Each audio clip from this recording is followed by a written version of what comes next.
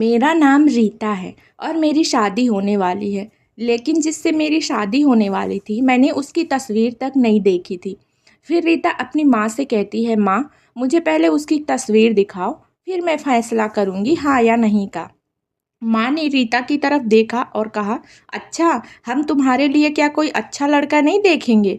रीता गुस्से से बोली, माँ बस लड़का देखना है मुझे, उसकी तस्वीर मंगवा ले या लड़के को यहीं बुला ले। माँ ने उत्तर दिया, पागल शर्म नहीं आती, चल दफा हो जा, जा अपने कमरे में। तभी बाबा भी आ गए और कहने लगी, क्यों डांट रही हो मेरी बच्ची को।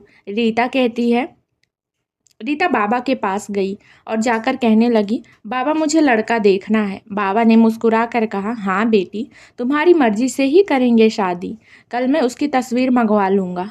लड़के का अपना होटल है, पढ़ा लिखा है, प्यारा है, लेकिन रीता को तो लड़का देखना था। तस्वीर आ गई, देखा लड़का तो प्यारा है, रीता ने हाँ कर दी। 10 दिनों में ही रीता की शादी हो गई। रीता का हमसफर सुशील अरेंज मैरिज थी। ना कभी मुलाकात हुई, ना कभी कोई बात, कभी एक दूसरे को मिले भी नहीं। यह ऐसा पवित्र रिश्ता होता है, दो अजनबी एक जान हो जाते हैं। जो कभी जिंदगी में मिले भी ना हो, वह पल भर में एक दूसरे की जान बन जाते हैं। शादी की पहली रात थी। सुशील कमरे में आया, हाथ में आइसक्रीम पकड़ी हुई थी। रीता नजरें झुकाए बैठी थी। आइसक्रीम तो रीता की फेवरेट थी। सुशील ने नमस्ते किया और पास बैठ गया। सुशील थोड़ा सा शरारती भी था। आइसक्रीम खाते हुए बोला, जितने पैसे शादी पर खर्च किया, इतने की काश मैं आइसक्रीम खा लेता। रीता का घूंघट उठाकर बोला, आप खाएंगी। पहले तो रीता ने शर्माते हुए मना कर दिया। फिर सुशील ने प्यार से कहा, खा लो, प्यार बढ़ेगा। रीता को आइसक्रीम दी और खुद कपड़े बदलने लगा। रीता सारी आइसक्रीम खा गई। सुशील ने जब पूछा, आइसक्रीम कहाँ है, तो रीता मुस्कुराकर कहने लगी, वो तो मैं खा गई। सुशील भी मुस्कुराने लगा, कहता है, बहुत कंजूस हो आप, पहले कहती हैं नहीं खाती और अब देखो सारी की सारी खा गई। हाय मेरे आइसक्रीम 50 रुपए की थी। रीता सुशील को पहले ही रात इतना तो समझ गई थी कि सुशील दिल का बहुत अच्छा है। रात भर मोहब्बत भरी बातें होती रही। जिंदगी अपनी असल मंजिल की तरफ मुड़ गई थी। वक्त गुजरने लगा। रीता के भाई की शादी थी। रीता 4 महीने की प्रेग्नेंट भी थी। रीता ने सुशील से कहा, मुझे भाई की शादी में जाना है। सुशील ने रीता के पास बैठकर बोला, रीता डॉक्टर ने आपको लंबी यात्रा करने से मना किया है, इसलिए मैं कोई रिस्क नहीं लेना चाहता। मैं इजाज़त नहीं दे सकता शादी में जाने की। रीता को बहुत गुस्सा आया। उसने बोला, सुशील आप पागल तो नहीं हो गए हो, मेरे भाई की शादी है और आप जाने से मना कर रहे हैं। आप मुझे कार में छोड़कर आराम से आ जाना। सुशील ने रीता का हाथ पकड़कर बोला, रीता क्यों बेकार की जिद करती हो, डॉक्टर ने यात्रा करने से मना किया है, मैं नहीं जाने दे सकता तुमको। तुम लापरवाह हो सकती हो और मैं तुमको किसी और के भरोसे नहीं छोड़ सकता। इतना कहकर सुशील कमरे से बाहर चला गया। रीता रोने लगी। उसने अपनी माँ को फ़ोन किया और बोला कि सुशील मना कर रहा है। माँ ने समझाया, अगर वो मना कर रहा तो मत आओ, लेकिन रीता की भाभी और भाई जिद करने लगे कि क्यों नहीं आने दे रहा सुशील हमारी बहन को। वो रात में रीता के घर आए। सुशील भी उस टाइम पर घर में ही था। वो बोलने लगे कि मेहंदी है, 3 दिन की ही तो बात है, हम रीता को लेने आए हैं। सुशील ने रीता की तरफ देखा। रीता मैंने क्या कहा था तुमसे। रीता ने नज़र झुका ली और कमरे में चली गई। सुशील को गुस्सा तो बहुत था, लेकिन सब्र कर लिया। 1000 रुपये जेब से निकाले और रीता को दिए और बोले, यह कुछ पैसे रख लो, बाकी और चाहिए तो ले लेना, मैं आऊँगा कल। रीता बहुत खुश थी। सुशील ने अपने सीने से लगाए रीता को बोला, अपना ख्याल रखना।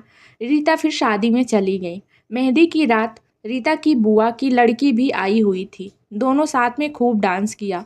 बारात वाले दिन जब भाई की बारात लड़की वालों के घर पहुंची तो बारिश हो रही थी। गली में काफ़ी कीचड़ भी था। रीता का पाँव फिसला और वो गिर गई। गिरते ही उसके पेट में दर्द होने लगा और रीता ज़ोर ज़ोर से रोने लगी। जल्दी से रीता को अस्पताल ले जाया गया। रीता दर्द से चिल्ला रही थी। जब सुशील को रीता के बारे में पता चला तो सुशील घबरा गया। वह जल्दी से अस्पताल पहुंचा। डॉक्टर ने रीता को इमरजेंसी वार्ड में ले गए थे। सुशील बहुत परेशान था। उसके दिल की धड़कन बेकाबू थी और जुबां पर ईश्वर का जाप था। बाकी सब लोग शादी की खुशियों में मग्न थे, लेकिन यहाँ सुशील परेशान खड़ा था। कुछ देर बाद डॉक्टर कमरे से बाहर आए। उन्होंने सॉरी कहते हुए बताया, आपका बच्चा मर चुका है। सुशील बेजान ऐसा होकर कुर्सी पर बैठ गया। फिर बहुत हिम्मत करके जल्दी से वार्ड में गया। रीता रो रही थी और सुशील को देखकर मुंह मोड़ लिया। सुशील पास में बैठ गया और सर पर हाथ फेरने लगा। कहने लगा, अच्छा चल चुप कर मेरी जान, रोना बंद कर, बस ऊपर वाले की मर्जी थी। रीता फूट फूट कर रोने लगी और बोल रही थी, सुशील मुझे माफ़ कर दो, मुझसे गलती हो गई।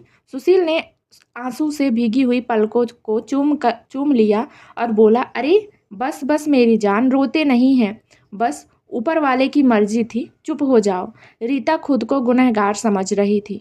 सुशील रीता को घर लेकर चला गया। शादी खत्म हुई, सब घर आ गए रीता का हाल पूछने। रीता खुद पर इल्ज़ाम दे रही थी और बोल रही थी, मुझे रोका था सुशील ने, माँ ने, लेकिन मैं जिद करती रही, शादी में जाना है, शादी में जाना है।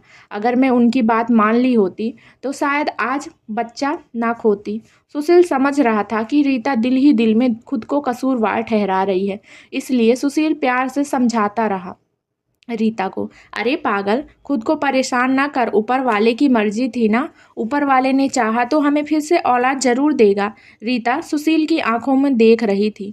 सुशील आप इतने अच्छे हैं, मुझे डांटा नहीं, आपने कुछ कहा नहीं। सुशील ने लंबी सांस ली और मुस्कुरा कर बोला, जब तुमने मेरी बात मानी ही नहीं थी तो रीता अब कुछ कहने का क्या फ़ायदा। रीता सुशील का खामोश गुस्सा समझ रही थी। 1 साल बाद फिर ऊपर वाले ने उनको बेटा दे दिया। सब बहुत खुश थे। सुशील बाहों में अपने बेटे उठाकर चूमने लगा। रीता बेड पर लेटी सुशील की आंखों में बेटे की मोहब्बत में निकलते आंसू देख रही थी। जिंदगी में बहुत अच्छे दिन आते हैं, लेकिन अक्लमंद वही होता है जो खुद को हर हालत में ढाल लेता है। सुशील के 2 भाई थे जो सुशील से अमीर थे। उन दोनों भाइयों का अपना अच्छा खासा बिजनेस था, लेकिन सुशील का छोटा सा होटल था जिससे बस गुजारा हो रहा था। एक दिन रीता ने जिद किया कि सुशील बच्चों को गर्मी लगती है, इसलिए बहुत रोता है, मेरे कमरे में एसी लगवा दो। सुशील ने रीता के सर पर हाथ रखकर बोला, अरे रीता पागल हो गई हो क्या, मेरे पास इतने पैसे नहीं हैं। लेकिन रीता जिद करके बैठ गई थी कि मुझे मेरे कमरे में एसी चाहिए। सुशील अपने बेटे को सीने पर रख कर खेल रहा था उसके साथ। रीता बस एसी लगवाने की जिद किए बैठी थी। सुशील ने रीता का हाथ पकड़कर अपने करीब किया और बोला, रीता पता नहीं क्यों इतनी जिद्दी हो तुम, लगवा दूंगा एसी। फिर बाद में सुशील ने एसी लगवा दी कमरे में। कुछ समय बाद ऊपर वाले ने उन दोनों को एक बेटी दी। वो दोनों बहुत खुश थे। सुशील रीता की अच्छी बुरी ख्वाहिश पूरी करता था सुशील, लेकिन फिर भी छोटी छोटी बातों पर उनमें झगड़ा रहता ही था। बेटा 4 साल का हो गया था और बेटी छोटी थी। सुशील का होटल का काम अच्छा नहीं चल रहा था। एक दिन सुशील कुछ परेशान था और जब वह घर आया तो देखा बेटे ने उसका लैपटॉप तोड़ दिया था और रीता मोबाइल पर लगी हुई थी। सुशील ने देखा लैपटॉप टूटा हुआ पड़ा है तो सुशील चिल्ला कर बोला, रीता यह क्या है। रीता ने देखा और बोला, यह आपके लाडले ने तोड़ा है। सुशील गुस्से में पहले ही था उसने रीता को गाली देकर बोला, तुम्हारा दिमाग काम नहीं करता, इसमें मेरा सारा डाटा था, तुम पागल हो गई हो क्या, जाओ खाना लेकर आओ। रीता गुस्से में बोली, सुशील मैं नौकरानी नहीं हूँ, सारा दिन बच्चों को संभालूं और फिर तुम मुझे गाली दो, सारा दिन इतना काम करूँ और कदर इतनी सी है, गाली देकर कर रहे हो। रीता खाना लेकर आई। बैगन बने हुए थे। सुशील ने बैगन देख चिल्लाकर बोला, तुम्हारा दिमाग खराब है, तुमको कितनी बार समझाया है, मैं बैगन नहीं खाता। सुशील ने खाना उठाकर फेंक दिया और उठकर बाहर चला गया। इतने में बेटे ने कांच का गिलास तोड़ दिया और उसके हाथ पर लग गया। उसके हाथ से काफ़ी खून बहने लगा था। रीता ने बेटे को 1-2 थप्पड़ लगा दिए और बोलने लगी, बहुत तंग आ गई हूँ मैं तुम बाप बेटे से।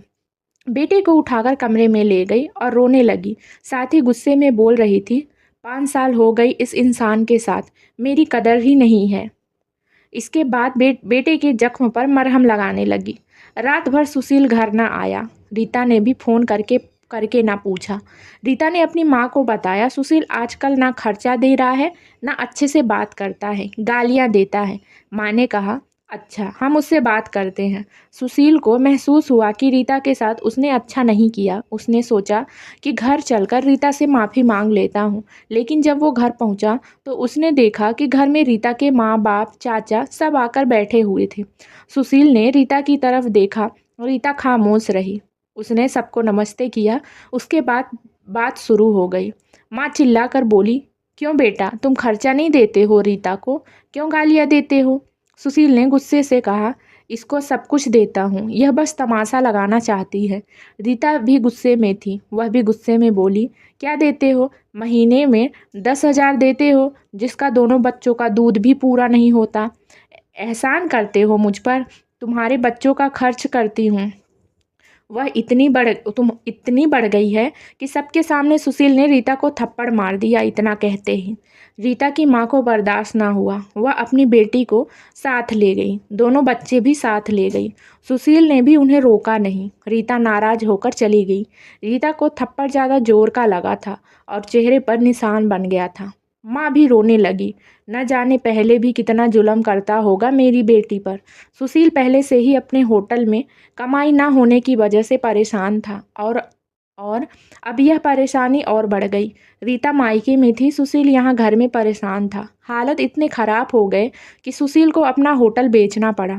2 महीने गुजर गए। दोनों ने एक दूसरे से बात तक नहीं की। दोनों गुरूर में थे। सुशील को लगता था खुद गई है खुद आएगी, और रीता की अकड़ थी कि सुशील मनाने आएगा तो जाऊंगी। ऐसे ही 8 महीने गुजर गए।